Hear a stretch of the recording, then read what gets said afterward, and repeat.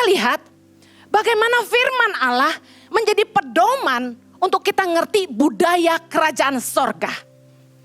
Yang pertama, prinsip dunia, condemn, divonis, terkutuk, diadili karena dosa. Tapi Yesus menyatakan apa? Kita di-redeem, ditebus. Dua hal yang berbeda. Kalau perjanjian lama, that's it man. Kamu macam-macam, mati. Condemn. Tapi lewat Kristus, kita di-redeem, ditebus. Perjanjian lama mengajarkan tentang judge by law. Orang-orang dihakimi menurut hukum Taurat. Tapi orang-orang yang mengenal Kristus, mereka justified by grace. Mereka mulai dibenarkan karena kasih karunia. Totally different. Jadi kalau kita orang Kristen masih dikit-dikit suka menghakimi orang, Anda masih hidup di perjanjian lama. Anda harus ngerti bahwa Yesus hadir ke dunia ini, kita punya kasih karunia. Karena Yesus punya kasih karunia, kita juga belajar jadi orang yang punya kasih karunia. Dunia prinsipnya selfish. Yang penting aku. Mementingkan diri sendiri. Yang penting gue selamat, yang penting gue kaya, yang penting gue untung.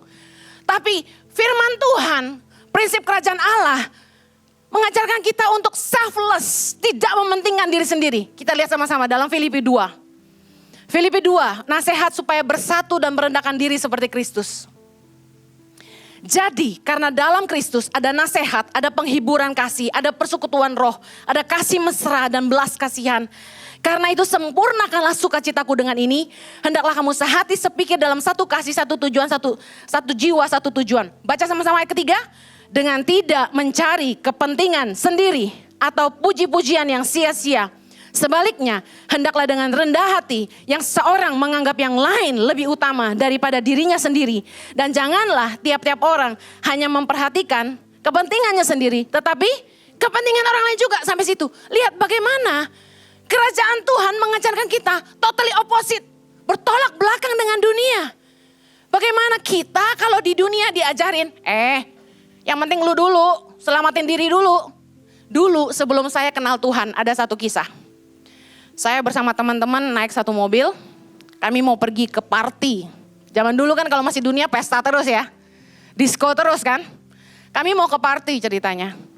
Tiba-tiba di perjalanan, kami berlima, keluar api dari dashboard mobil. Duar ada yang konslet, api keluar. Mobil langsung berhenti, kami kabur dari mobil. Jaket keren saya ketinggalan. Ternyata dari sangat muda saya udah gemar pakai jaket. Jaket gue. Jadi bukannya worry teman saya selamat gak selamat. Saya teriaknya, jaket gue. Bayangin, setengil itu, sebodoh itu. Henny versi dunia, egois banget, mikirin diri sendiri. Saya pernah cerita bagaimana ketika saya diajak Jojo pelayanan, mulai bergabung di gereja. Ya, sifat-sifat Mesir masih nempel dikit. Puasa dong kita. Gereja siapin nasi kotak. Saya udah lihat. Ini kadang-kadang gereja pelit juga ya, nasi kotaknya udah tahu yang datang banyak, siapinnya dikit. Saya buru-buru ngambil 2 biji, taruh di kolong. Ada yang merasa seperti itu enggak? Sifat Mesir masih nempel. Begitu amin, doa berkat. Saya bilang sama Jojo, pacar yang baik. Udah ada 1 di kolong gue. Tenang. Yang lain ngambil makanan gak kebagian. Ente, liau-liau lah.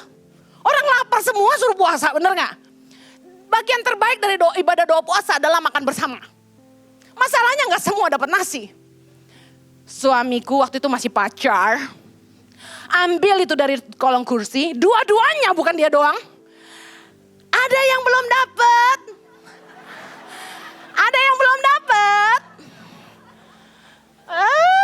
Dalam hati gue waktu itu, dasar cowok cari muka. Terlaluan. Gak menghargai kerja keras gue lo ya. Udah gue umpetin di kolong, dikeluarin. Sifat Mesir. Saya kasih tahu. Bagi dunia, save yourself, leave others. Tinggalin orang lain, Ngapain pusing orang, yang penting kita kaya, yang penting kita untung dong. Nggak usah pusing. Orang makan jualan kita sakit perut, nggak apa-apa, itu nolong mereka kurus. Mikirinnya gue. Yang penting gue gitu ya. Tapi fisik kerajaan Allah, kita diajarkan untuk gak cari kepentingan diri sendiri. Gak mengejar puji-pujian yang sia-sia. Ibadah Gereja Impact Community Indonesia ada di setiap minggu jam 8 pagi, jam 10, jam 12 siang, jam 3 sore, dan jam 5 sore. Setiap ibadah disertai ibadah anak atau Impact Kids dan ibadah remaja. Anda bisa mengajak teman, keluarga, dan relasi untuk ikut beribadah bersama. Dan bagi anak-anak muda, ada Impact Youth jam 5 sore waktu Indonesia Barat di Gereja Impact Community Indonesia.